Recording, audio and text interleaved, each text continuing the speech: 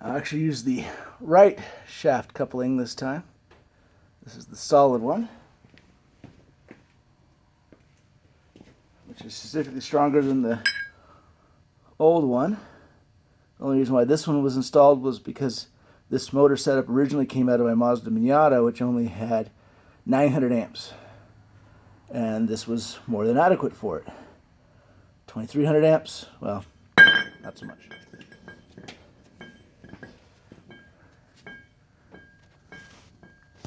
A little more.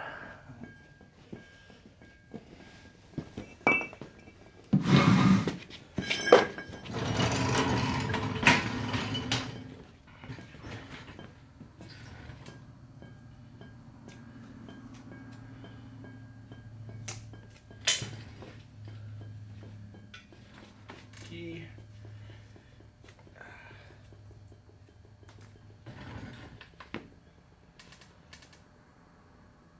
Screws are backed out.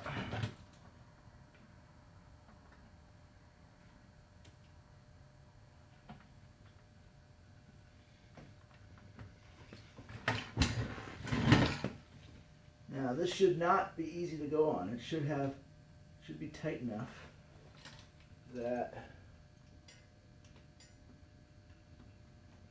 because there should be very, very little tolerance. So it'll take some wiggling.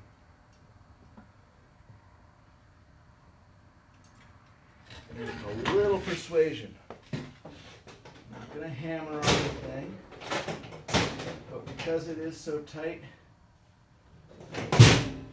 soft mallet, make sure that your keyway is lined up.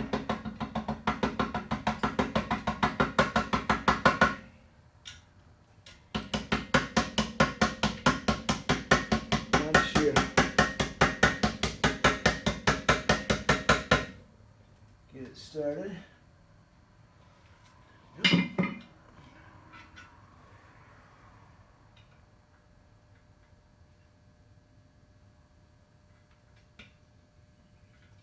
that off. Let's see.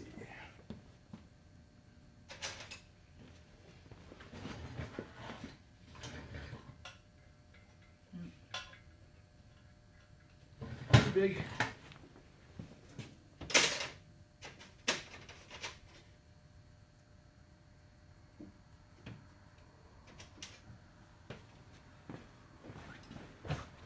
Probably this size. Yeah, that was it. Make sure that set screw is backed out. The way these keys are held in was just 2 set screws. That just keeps the keys from moving around. The set screws don't take the load. The keyways do.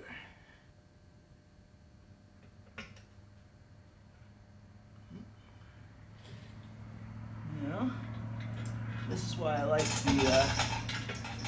I have my engine hoist. This is why I really prefer the chain hoist here.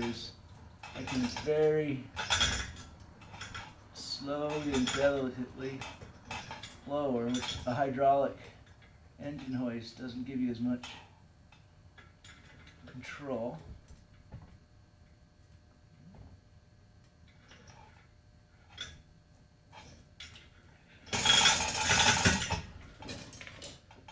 The hardest thing with all this is the key.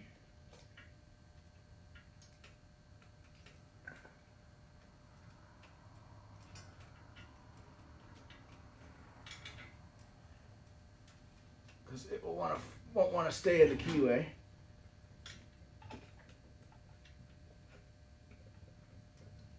Sometimes a magnet's always useful to have around. Try this again. Let's go up.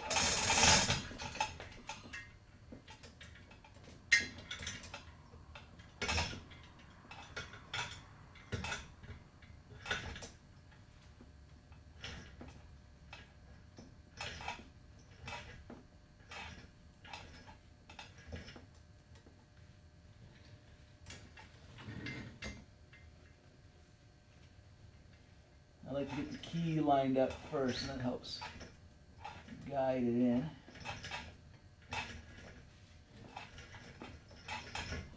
You can see it just slides in place. It should go down all on its own. Now it's resting on the coupling right now. Coupling's bound up, remember, bound up a little bit. See a little better in there. The coupling's right here. I've still got about an inch to go down.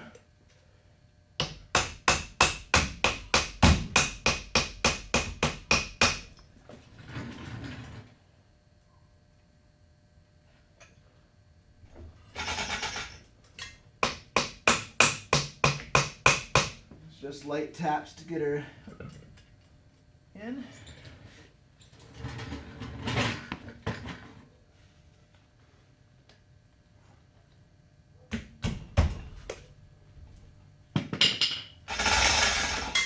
And the next step is to get it aligned. I do this dynamically. I don't know if I'll do a video, it might not be worth it, but I'll wire everything up, apply 12 volts to get everything spinning.